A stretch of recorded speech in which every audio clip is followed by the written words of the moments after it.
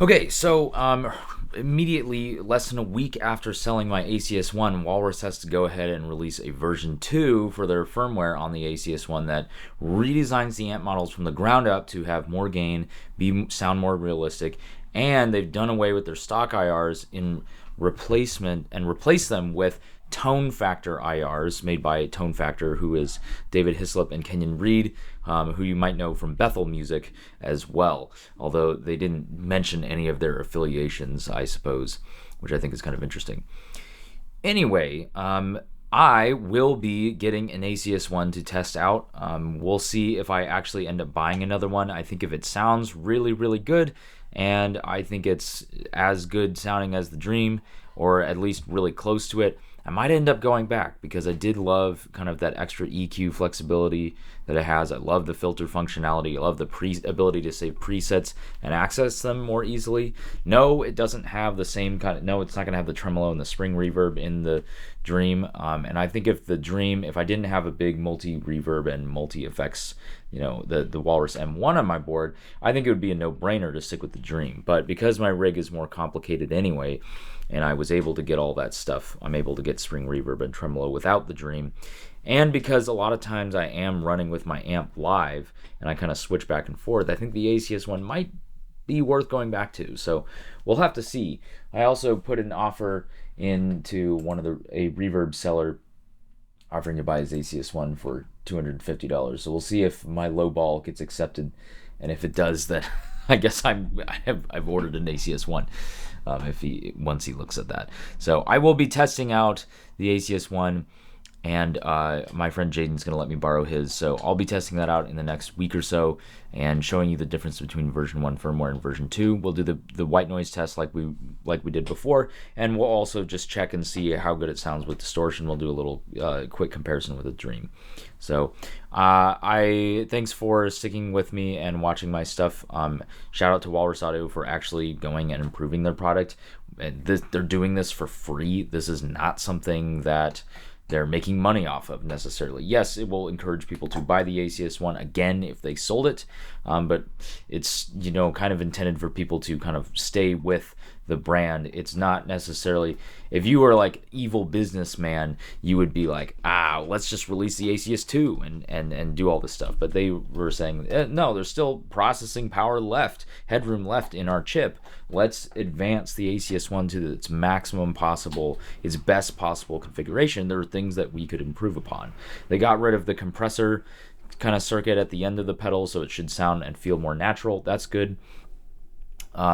The amp models have been completely rebuilt with a lot more gain. The Fender model in particular has a lot more gain, which I'm very excited about. It didn't seem to have quite as much as the Dream, which the Dream gets pretty crazy. So there's that. But the Dream has a lot of gain, and for people, again, it's a kind of a pedal platform intended use. It doesn't need to have as much. Again, the Vox I think could have had more gain as well, but the Marshall sounds like it has quite a bit on tap as well. The Tone Factor IRs are really simple.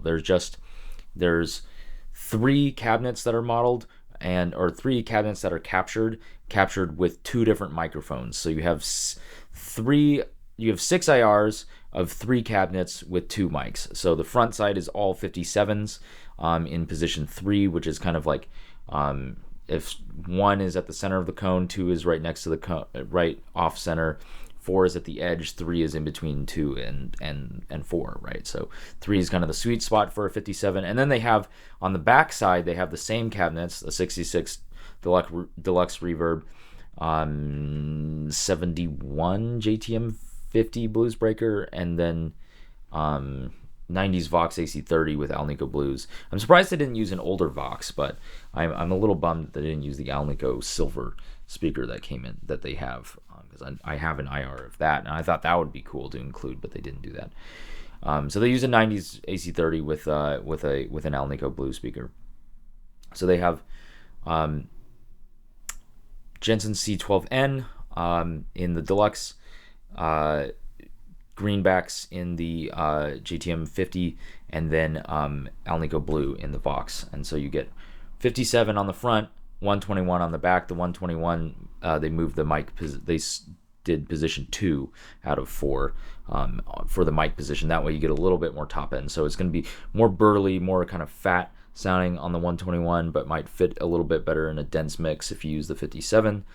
So if you want more bass, 121. If you want less bass, I'm really excited, particularly about the removal of the compression algorithm and the new amp models. The IRs I could kind of give or take because I've used other great IRs, and I'll probably end up using some of my own as well as some of the old tone factor ones that I have. I did just buy the 66 Deluxe Reverb and the 90s Vox with the Alnico Blue impulse responses. I probably shouldn't have, but oh well. I definitely wasn't the cheapest because they're $20 each, which is not super cheap. So, but it is a lot of microphones. You get an MD 421, Shure 545, and it's a modern one, I guess, not the vintage one. Beta 57, Beta 57, 906, Sennheiser E906, Bayer Dynamic M160, Royer R121, Neumann U87, and Soyuz 017. So I'm very excited about these. We'll see how they work. All right, so anyway, I'm really excited to check out the new ACS1. There's a bunch of other stuff, so check the video, the Walrus stream in the description and all the other Walrus videos.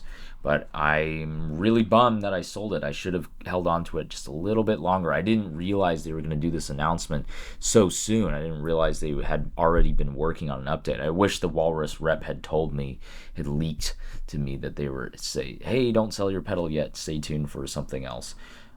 So it is what it is, but I'll get another one in my hands and we'll see. Maybe I'm going back to the ACS1. Crazy. Didn't see that coming at all. So, all right, catch you in the next one. Bye.